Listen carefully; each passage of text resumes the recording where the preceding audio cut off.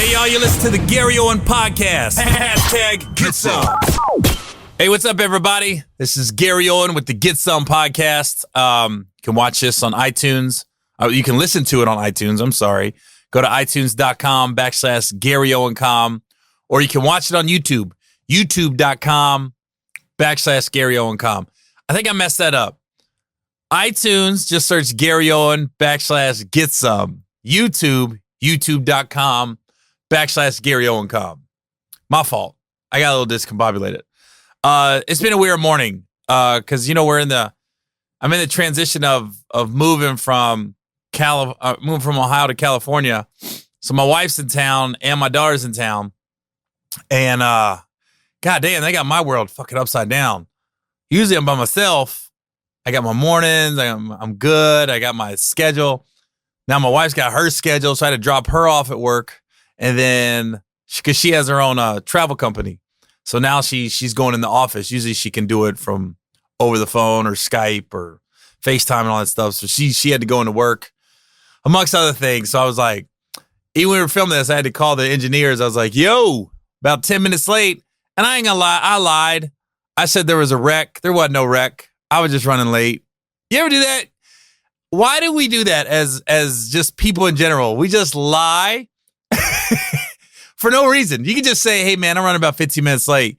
We always got to come up with an excuse. I said there's a wreck on Highway 75. There wasn't no fucking wreck. I was just running late. But for some reason, I just want to be like, hey, man, I'm just running a little bit behind. I didn't want to do that. So I came up with a lie. And I'm coming clean right now. I'm gonna blame my wife for me running late this morning while we were filming. Because she did put me behind schedule a little bit. But I don't know why I lied. But I just made it right, I guess. But literally, I was just running late. Last week, I was in Richmond, Virginia. Thanks to everybody that came out. We sold out 6 shows. We had 5, and then we added another one. Richmond's got interesting town because I was in the suburb. The Comedy Club in Richmond, Virginia is in a suburb called Short Pump. And it's about 20 minutes from downtown Richmond. And Short Pump, it's weird. There's some freaky shit going on in Virginia. Now it kind of explains Chris Brown a little bit because the Comedy Club is in Short Pump. I'm at the Funny Bone, and it's right next to Dick's Sporting Goods. And the nearest university is Longwood. And across road, if you're trying to get to Short Pump, if you're on the highway, there's a road called Tuckahoe Parkway. So I just want to make everybody aware. Richmond, Virginia, the Funny Bone is right behind Dick's in Short Pump near Longwood University, right off Tuckahoe Boulevard.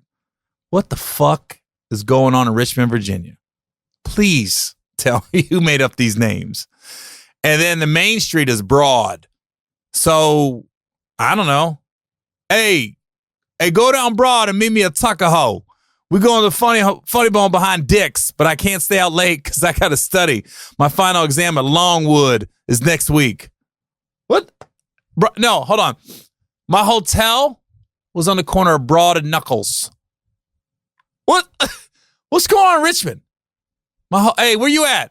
Man, I'm at the corner of Broad and Knuckles down the street from Tuckahoe. What? Who came up with these names in Richmond, Virginia? All right, but thanks to everybody in Richmond that came down to see me. Now, my allergies are acting up. I don't do drugs. I don't do cocaine. So I've noticed myself sniffing already. Because I did an interview with Vlad TV about 6 months ago. And when my allergies kick in, they kick in. And I don't know why. And the whole time I'm doing this Vlad interview, I'm sneezing and we keep having to take breaks. But if you look at it on YouTube, I'm always sniffing. But they don't know that we're taking breaks as I'm doing an interview because I literally got to blow my nose and I got tissues. It's not to that extent right now, but when you see the interview on Vlad TV, people are like, I know a cocaine head when I see one. I'm like, nah, it was allergies and for whatever reason, my nose is just acting up. It does it. I think my nose just turns on me every now and then. That's what's happening right now. So if you hear me sniffing on this podcast, I'm not doing drugs. It's not because of cocaine or anything else. It's just allergies. This weekend, October 13th, I'm in Washington, D.C. at the MGM National Harbor. And then next week, October 18th to the 21st, I'm in Ontario, California at the Improv. And then October 26th, I'm in Oklahoma City at the Tower Theater with Russell Westbrook of the Oklahoma City Thunder. And then the first 2 weekends in November, so November 1st to the 4th and November 8th to the 11th, I'm in Houston, Texas at the Improv. I used to push myself and do like 14 shows in 4 days. And then my manager goes, why don't you just do 2 weekends there? You sell out all the shows. I go, why didn't I think of that? That way I ain't got to kill myself 3 shows a night for 3 days straight. So I just do 2 weeks now in Houston. And then November 17th, I'm in New Orleans, Louisiana at the Sanger Theater. And December 15th, I'm in Cincinnati, Ohio, the Taft Theater. And New Year's Eve, I'm in Grand Prairie, Texas, a.k.a. Dallas, Texas, at the Verizon Theater. Look, man, it was a great weekend to be a Bengals fan. Huge. I'm sitting here in Richmond, Virginia at this sports bar, and I thought we didn't have a chance. We're losing the whole game, 17-0. Bengals down in the third quarter. I'm like, in my brain, I'm going 3-2. Then we got to play Pittsburgh. Then we got to play Kansas City and New Orleans. We got a tough schedule. It's really going to set us back. And I don't know what happened, but they just woke up. And all of a sudden, defense scored a touchdown. Defense scored 2 touchdowns. Bengals win 4-1. All's right in the world right now with me. Like, when the Bengals win, everything's okay. I always say, like, if a doctor tells me I got cancer, Gary, you got cancer, you have 6 months to live. It's better than 5, baby. It's better than 5 because the Bengals won. Now, the Bengals lose, Gary got cancer. What the fuck, man? I got to go to chemo. How can I stay living? Bengals win? Could be worse. And so it's like you got to temper it, man, because Bengals are 4-1. They're in first place all by themselves in the division. But the Steelers are coming to town. Oh, my God. This is the worst. It's the worst. Bengals lost, I think, 11 of the last 12 to the Steelers. For whatever reason, they got our number. I don't know why we can't beat those motherfuckers, man. Really bothers me. What bothers me more is most of the Steelers I meet are pretty cool. I wish they were assholes. Because every time I go to Pittsburgh and some of the Steelers are come out and I met their coach a few times, Mike Tomlin. It's just like they're all so fucking cool. But I can't bring myself to root for them. And I like Steeler fans. I know you're not supposed to like them. And they can be a bit obnoxious like most NFL fans, but they're so loyal and they're down. And they'll go see the Steelers whether 2-12 or 12-2. Steeler fans will be out there at the game. So you got to respect the fan base. And they travel. I remember when I had season tickets for the Bengals, and I stopped getting season tickets because I'm not in town enough. But when I had my season tickets, they would put ads in the paper when the Steelers come to town. Don't sell your tickets to Steeler fans because you go to a Bengals game when they play the Steelers and they got those terrible towels, and that stadium be half full of Pittsburgh fans, and you see them towels going crazy. And I was like, but what the Bengals don't realize, you make half your money back off the Steeler game. Like I had 2 tickets, and I think when I had my season tickets, it was around $2,500, I think, for the 2 tickets for the whole season. And Steeler game, I would get $1,000 for my 2 tickets for that one game. So you're basically I make half my money back damn near off one game every year. And when the Bengals are winning, you get more money for your tickets if you weren't in town. If they're losing, it's hard. Like if it's the Bengals versus the Buccaneers, that's a hard ticket to sell. Or Bengals versus the Cardinals. But the Bengals Steelers, always get your money's worth. And then some. If you put them on StubHub or Craigslist or any of those websites like that. I always make my money off the Steeler game. That's why it's hard when the Bengals, if they're not winning, they say don't sell your tickets to Steeler fans. You make all your money back on the Steeler game. But I'm going to be in the building. I'm in D.C. the 13th, and I'm flying back early so I can make that game on the 14th. I said, man, it's crazy because usually I work my schedule around the Bengals schedule when it comes out. And this year I didn't really do that. Like, I know I'm going to make 3-4 games, but I got burned last year. I tried to make my whole schedule, and then we were terrible. I was like, shit. You get to December, you're like, why did I do this? Why am I in the cold for this game that nobody cares about? So, hey, it's just a good time to be a Bengals fan. Now, if you're an NFL fan, it's clear who the best two teams are. It's the Kansas City Chiefs and the Los Angeles Rams. And then there's a huge drop-off. Now, you could say, as long as Brady's in the league, Patriots got a chance. Yeah, that's true. But right now, I mean, the Steelers and Chiefs are just head and shoulders above everybody else. And they play each other this year, too. There's a real good chance they could both be undefeated going into that game. Hold on. Let me look and see when they play each other. Because I know they play. I saw that I saw it on ESPN that the Chiefs and Rams. Yeah.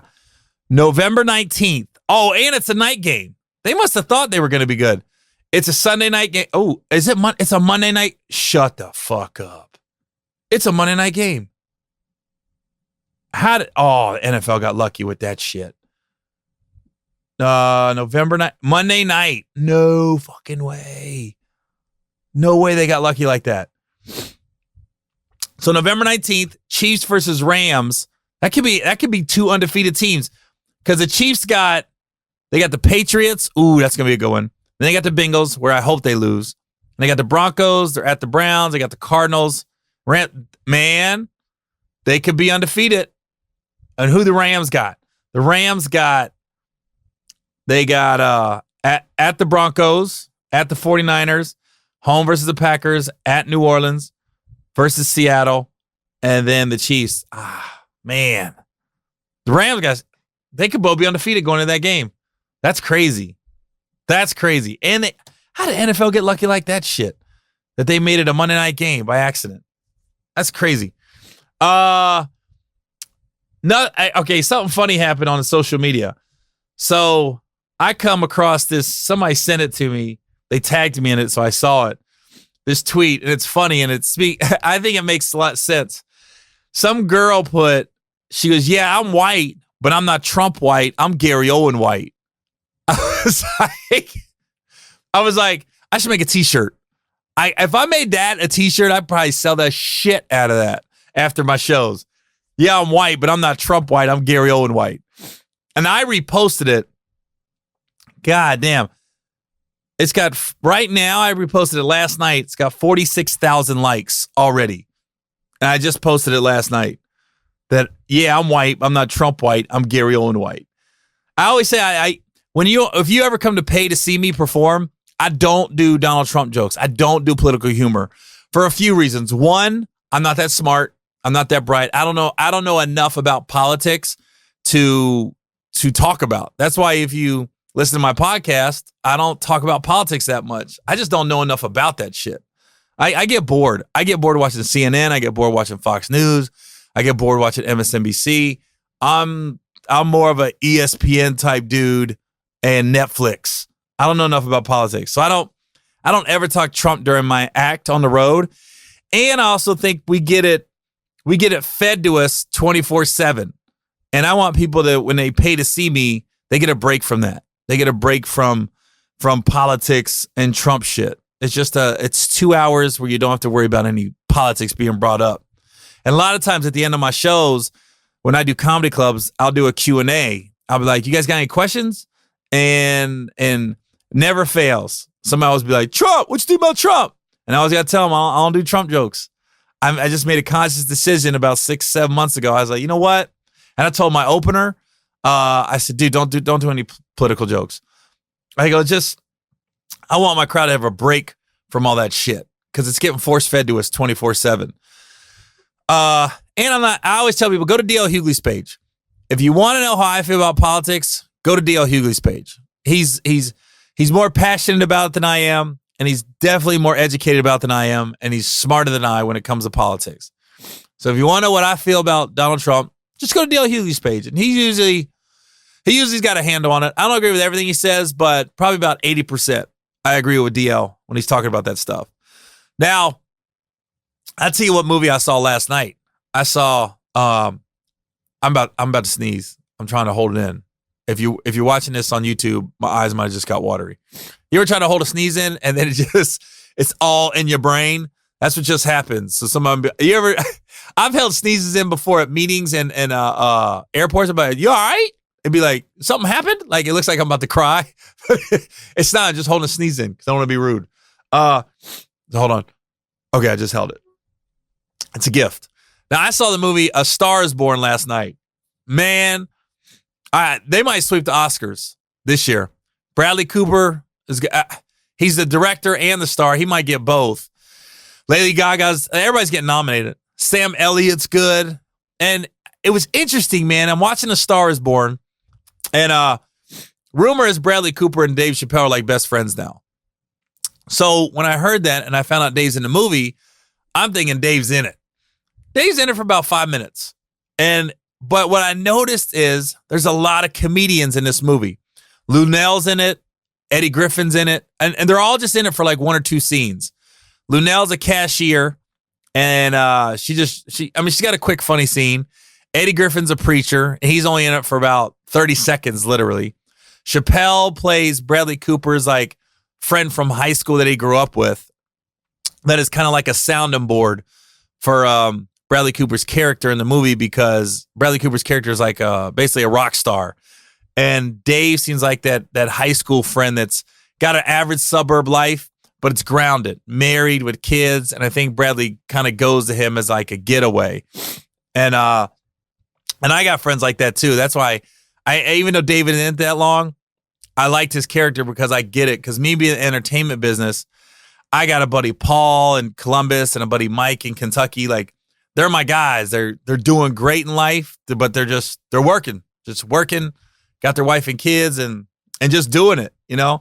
So Dave's in it, Lunel's in it, Eddie Griffin's in it, Andrew Dice Clay's in it. Now, I didn't see that one coming. Now, Dice Clay plays Lady Gaga's dad in the movie. And even when he walked on screen, it took me a second. I go, hold on, is that Dice Clay? Because he looks like an older dad. He's got gray hair now. And he looks like he's healthy, but he's not funny at all in the movie. He's playing strictly a dramatic role, and he killed it. I bet he gets a lot of work out of this. But it's just I'm not gonna give the movie away, but it's a really good movie, and it's not like the one from the 70s with Chris Christopherson and Barbra Streisand. It's a completely different take on it, but it's pretty dope, especially being in the entertainment business, not in the music business, but comedian.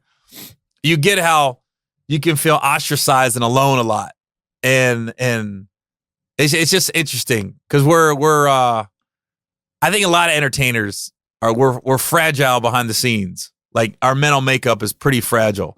We do read the blogs. We do people's opinions matter to us. We act like it don't. That's how it kills me when I hear entertainers be like, yeah, I don't care about what people think. I do a lot. And I think that's such a lie. Same thing when I see people getting the tattoos saying only God can judge me. I'm like, really? That's bullshit. There was one guy in Cincinnati one time. He had it like on his forehead or some shit. He had it on his neck. He had only God can judge me. And he like killed somebody. And now he got life in prison. And I'm sitting there looking on the news and I'm like, well, that tattoo didn't work out, did it? Anytime anybody's got only God can judge me, I go, I got a feeling they did some dirt. And they're trying to convince themselves that only God could judge them. I'm like, no, the court can judge you and a jury can judge you. There was one guy one time, and I don't know, I don't know what he did. He did a bunch of crimes, but he had these money bags in between his eyebrows, these big money bags, and he had them tattooed right here. And then he went and robbed somebody. And I go, that was stupid. You're pretty easy to catch. This is note to all criminals. Don't get tattoos on your face if you plan on committing crimes. It's a kind of easy getaway. I'm always amazed when they can't find somebody for a couple weeks and they got tattoos on their face. I go, where's that dude at?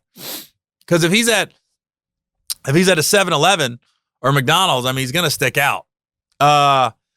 So if you haven't seen A Star is Born, I recommend going to see it. It's a dope movie, about 2 hours and 15 minutes, but it goes pretty fast.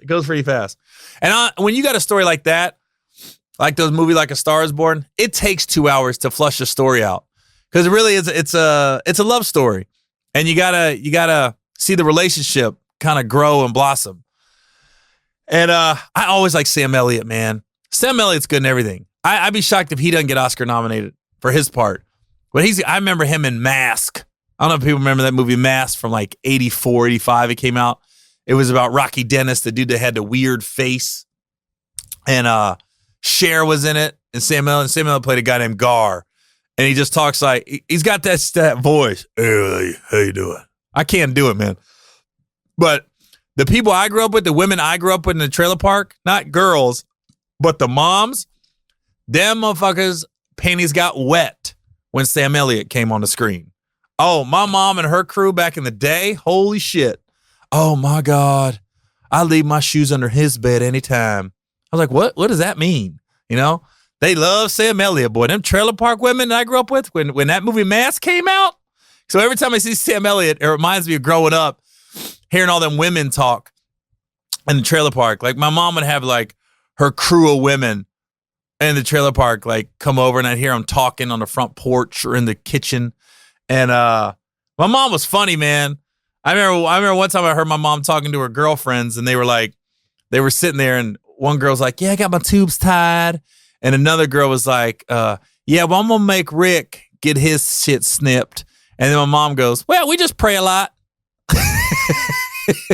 We're not going to get fixed. We're just going to pray a lot. That's what we're going to do. Now, the other thing that happened over the weekend was the Conor McGregor Khabib Nurmagomedov fight. I can't say his last name. Here's the thing. I thought I knew his last name, and then I heard this dude that beat Conor McGregor. I heard him talk. We're pronouncing his last name wrong, and that's when I gave up. Khabib Nurmagomedov. I don't know how to say his name. I'm gonna give you the spelling of it, and then I'll tell you guys how you think you're supposed to say this name. Khabib, Khabib. Khabib. His last name is Nurmagomedov.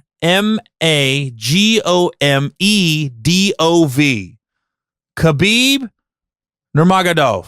Nurmagomedov. I don't know how to say that shit. Anyways, this guy choked out Conor McGregor, and there's a guy named Brandon Schaub. He's an ex-UFC fighter, but he has his own podcast. He said before the fight, he goes, "This is a fight I don't want to go to because whoever wins, it's going to be a powder keg." And you got the Russians and the Irish. Conor McGregor's Irish, Khabib's Russian. And Conor's really been the catalyst behind it. Like he talks so much shit. And I don't think he means half the thing he says. He just tries to get in the other guy's head to get him angry because an angry fighter doesn't fight good. That's all what I've always been told. Just like you're not supposed to have sex while you're training for a fight. It's supposed to take your legs out from you. But I don't know if that's the case. If the girl's riding you, shouldn't matter. I don't think. I think if your hips are moving, it might take your legs away. But if a girl's just on top of you riding you, I don't know. That shouldn't take nothing away. So Khabib chokes out Conor McGregor, 4th round. I'm at a Buffalo Wild Wings watching it, and then so that's over with. Conor taps out, and then Khabib jumps the fence. I've never seen this happen. Jumps out of the octagon and goes after one of Connor's cornermen, and he does like a Mortal Kombat move. They got it in slow motion. Like he jumped like, I don't know, like a spider monkey. Like the shit you see in the jungle, man. And it's like he's floating. Then he just lands. And then Conor, he takes a couple shots at some of Khabib's guy within the octagon. Then this guy in a red shirt jumps over the octagon, gets in the octagon, and sucker punches Conor from behind. It's just fucking chaos. As a fan, it was awesome. It was awesome to see. I know you're gonna be like, "Oh my God, it's a black guy in the sport, and there's got to be respect." But let's just be honest. It was fucking awesome. It was so, I mean, just to be in Buffalo Wild Wings and everybody's going, no, what the fuck? You see that shit? And then, you know, usually when a fight's over, everybody respects each other and they slap hands and you realize it's all just trash talk. They don't really mean it. This shit, they really meant that shit. And now you want to see a rematch. Because if we're being honest, Conor got dominated the whole fight. Here's the thing. When you're a fighter, I don't care if you're a boxer or if you're UFC fighter, when you got that one hit a quitter, which Conor's got, where he can sleep you at any moment, you're always in the fight. So when people say you got completely dominated, you did, but you still was only one punch away. Some people, like Floyd Mayweather's not a one hit a quitter. You got to, you know, it takes a while. Bernard Hopkins wasn't a one hit a quitter. Winky Wright wasn't a one hit a quitter. You know, Tyson, one punch, boom. This Deontay Wilder right now, one punch, boom. The guy Deontay Wilder's going to fight next in December, Tyson Fury, he's not that type of dude. He's got to lay on you and he's heavy and he's got to work you down and almost wear you out. Khabib's like that. So Conor, even though dominated, he was still in the fight because at any point he could have connected and anybody could go to sleep. But the fact that these guys had the big argument and the scuffle after the fight, it makes you want to see a rematch just for that reason. And you want to see what Conor's going to say because leading up to it, he's going to dominate and he's because I'm going to shove my knuckle through his orbital bone and tink. I love how the Irish guys go tink. They don't say think. There's no H. It's tink. If you look at Conor's Instagram page, he even spells it Tink. I make you tink. So regardless of what you think of the fight, the melee after the fight, it makes you want to see another fight. I do. I want to see him fight again for no other reason than to hear Conor talk. For no other reason. And this is leading up to the fight. I kept seeing a video of this Khabib wrestling a bear back in 1997. He was 9 years old. And I went, you know what? That's the out game for me. If you wrestle a bear, I'm not fucking with you ever. I don't care if it's a fight, an argument, chess. I don't want to fuck with you if you wrestled a bear. And it's crazy hearing about Khabib and his lifestyle because Conor talked about his dad, talked about his Muslim religion, talked about the people he associates himself with, talked about Alexander Putin. He talked about everybody that Khabib is in contact with. And this just shows you a different culture. Now, Khabib's a grown man. He still is with his mom and dad. And I think his family, I think he's married, I'm not sure. But they all live in the same house. Different culture, completely. Because he's got plenty of money. He's got enough money. He can live wherever he wants right now. Especially after this fight. When the pay-per-view numbers come in, that's when we'll know really how much money they made. That's the thing. There's no losers in this. Conor lost, but he's going to win. Larry Holmes had the best line I ever heard after a boxing match. Larry Holmes gets knocked out by Mike Tyson. He's doing the interview after the fight. I'll never forget I think it was Larry Merchant, or the interview goes, Larry, are you embarrassed? Do you think this hurts your legacy? Larry goes, a little bit, but I'll feel better in the morning when I go to the bank. It's like, it's the best answer. Yeah, a little bit, but tomorrow I'll feel better about everything when I go to the bank. Yeah, it didn't hurt my legacy at all. I was like, and that's the same thing with Conor and Khabib. I mean, say what you want, read the internet, but when it's all said and done, once his pay-per-view numbers come in, everybody's a winner in that fight. Now the other fight was good. It was there's this guy Derek Lewis. If you don't know who he is, please look him up. Please look this UFC fighter Derek Lewis up. He's a heavyweight, but he looks like he just hangs out the bar and drink beers. He's not ripped up. He's not cut up. He's got a belly on him. But it's one of those muscle guts, I call it. There's dudes with those muscle guts that it's a belly, but it don't move. It's just solid. So he got one of them muscle guts. And he got a one hit a quitter because he's losing this fight against this big Russian. And then he just All of a sudden, he connected. 11 seconds left, they called the fight. He knocked him out at 4 minutes and 49 seconds of the third round. It was only a 3-round fight. And he was losing the fight. He don't knock him out, he probably loses. But Derek Lewis got that one-hitter quitter, man. And after the fight, he takes off his shorts. And Joe Rogan's interview, he goes, why'd you take your shorts off? He goes, my balls was hot. That's all he said. My balls was hot. And then they got him on after the fight, after he gets a shower and relaxes. Then they got him with the announcers, and he's on a table like they do. He's on a table, and there's like 5 guys interviewing him. And they go, what are you gonna do now? What are you gonna do to celebrate? He goes, man, I was gonna go back to the room and lift my wife's legs up and just see where that goes. I was like, this guy's out of Houston, Texas. I'm gonna reach out to him, man. When I'm in Houston, I want him to come to my show so bad at the Improv. I just want to meet him and talk to him, man. He's just so funny. And when the hurricane hit last year in Houston, he stayed in Houston. He had a big lifted like pickup truck. Damn near looked like a semi. He was driving it around Houston, helping people out during the hurricane, just grabbing people. And one guy, I'm almost positive it's Derek Lewis. One guy had a rebel flag on, had either on his car, or on his shirt, or in his yard. And Derek went to help him out, and then somebody said something to him like, dude, that guy's got a rebel flag. He goes, man, we'll deal with that shit later.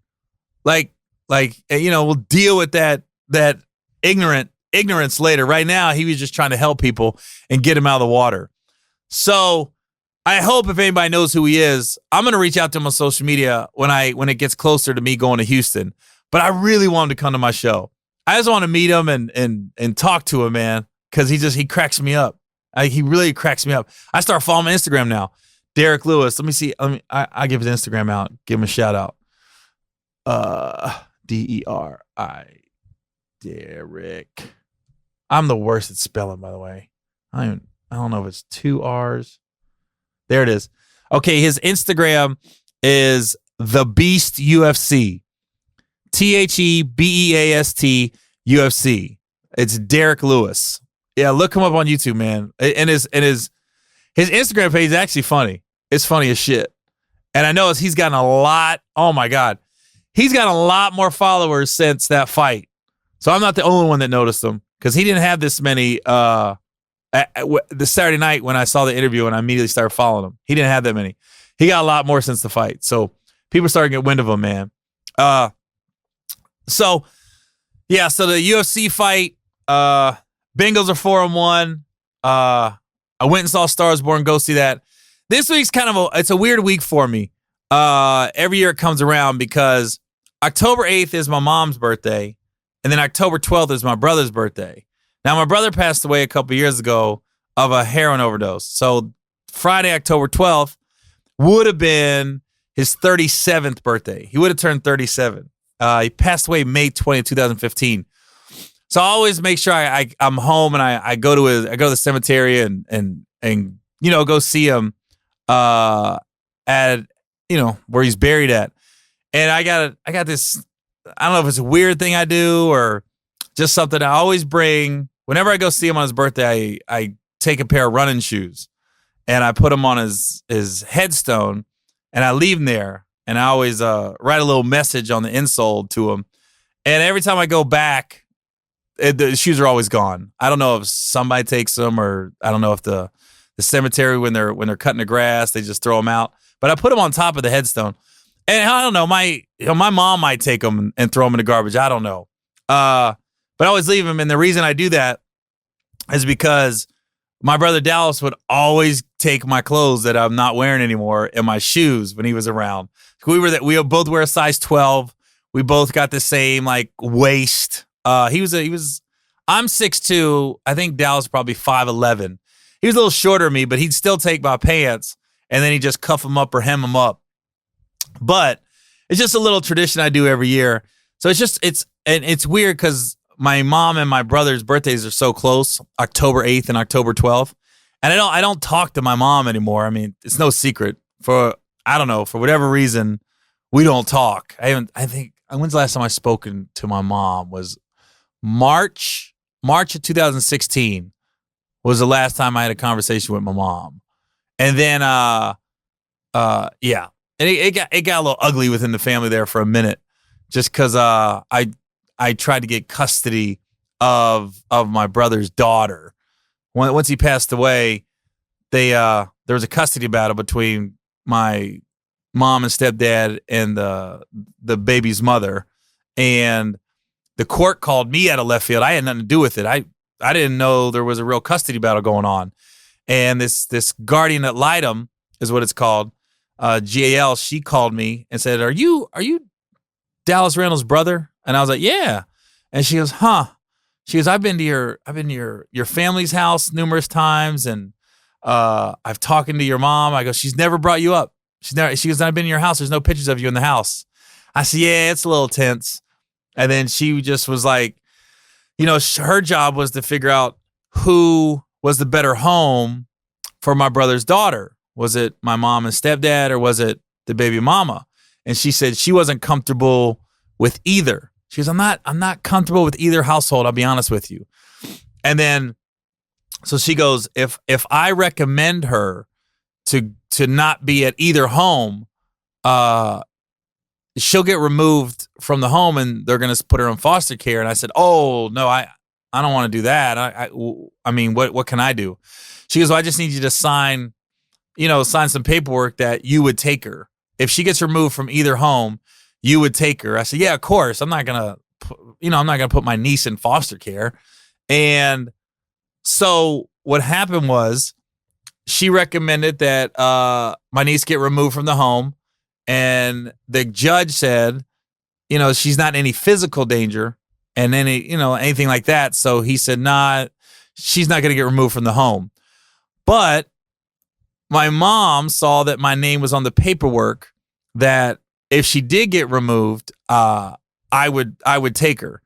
So I guess, I'm sure they worked out in their brain that I went behind everybody's back and tried to get custody, and tried to get my niece removed from the home so I could take her. That wasn't the case. The people called me and said, "Hey, if we remove her from the home, she's gonna go into foster care unless you're okay with taking her." I was like, yeah, of course. And they had to come do a home visit at my house to make sure we were stable and we had a good home. And so it just got ugly. Just got ugly. So I don't really talk to my mom. I mean, I'm giving you the Cliff Notes version of what happened. There's a lot more that goes to it. And then I called my mom and I called my stepdad and I asked them, I said, "You think we could get custody of the baby?" And I was trying to do it so everyone was on board, and so it would be, it'd be a cohesive unit. I said, "You can come visit anytime. We're not trying to keep her from you." I just felt like me and my wife and our family be a more stable environment than what she's going to be raised in right now. And my mom at first said yes, and then I don't know, she changed her mind. She was like, "Nope, I'm not comfortable with it." And then we were just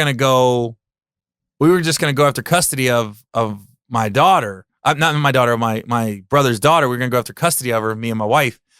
And in the process of us texting my mom and calling my mom and saying, "Hey, we're going to go after custody of her. That we didn't want to go this route, but we're looking out for her best interest." Man, the text messages I got and social media posts and everything else from my brother, and my other brother didn't pass away and everything. It was just so evil and ugly. I called my wife and I said, we can't risk our own family sanity and well-being if we take her, because if we was going to take her, it was going to be so ugly. Like if we take 10 steps forward with my niece, it'd be 10 steps back once she went with my mom and stepdad. So I'm giving you guys the Cliff Notes version, but it would have got ugly. So we just backed off. And I haven't heard from my mom since. The last time I talked to my mom was when I told her, "Hey, we'd like to go after custody of the baby." And that conversation wasn't great. I was trying to be calm about it, but just didn't work out. So that's really why I haven't talked to my mom in a couple years, because of that. So October 8th is my mom's birthday, and October 12th is my brother's birthday. So on Friday, October 12th, I'll go to the cemetery in Oxford, Ohio, and I'll put some shoes down on top of his headstone like I always do. It's just I don't know, it's something between me and him, wherever he's at. It's just something that I do between me and him because when he was around, I used to always give him my shoes and my pants and everything. My brother's funny, man. He was a funny dude, man. He just had a heroin problem. Like, I think I'll close with this. A funny story about my brother is I got one brother in prison right now for dealing and using fentanyl and heroin. My other brother passed away from he thought he shot up heroin, but there was fentanyl in it. So he passed away when he shot up the fentanyl and it got in his system. But when my brother was alive and my other brother was dealing, my one brother, he gave Dallas like a bunch of weed. And he said, yo, this is like $1,000 worth of weed. He said, so go sell it. He said, and just give me 500 back and I'll break even. Then you can have 500. Do I think that's a story? No. I think my brother probably stole it from somebody and then gave it to my brother. But my brother calls me, he goes, man, Gary, he goes, Kyle's mad at me. I said, for what? He goes, man, he gave me this weed to sell and he said, give him 500 and he can break even. Then I can keep the other 500. He goes, but I didn't sell any of it. I just kind of gave it away and smoked it. And I go, what? That's a lot of weed, Dallas. That's $1,000 worth of weed. He goes, yeah. He goes, so now he's mad at me because he said I owe him $500. He goes, so I don't know what I'm going to do. I said, you want me to give you the 500? He goes, no, I'll handle it. I'll take care of it. I said, all right. And then he goes, man, I don't know what I'm good at in life, but I am not a good drug dealer. Like, like an epiphany hit my brother. He goes, man, I don't know what I'm good at in life, but I am not a good drug dealer. I was just like, I don't know. I was dying. Like, I damn near hung up the phone on him because I was cracking up when he told me that. So just, I miss my brother, man. I wish he was still around, but he was a good dude, man. Just had an addiction problem, a heroin addiction problem, man. Took over his life. So I'll end with that, man. Rest in peace, Dallas. I miss you. I love you. And I'll see you on Friday, October 12th. Stopping by to drop some shoes off. All right, man. This is Gary Owen with the Get Some Podcast. If you want to listen to my podcast, just go to iTunes, search Gary Owen, #GetSome.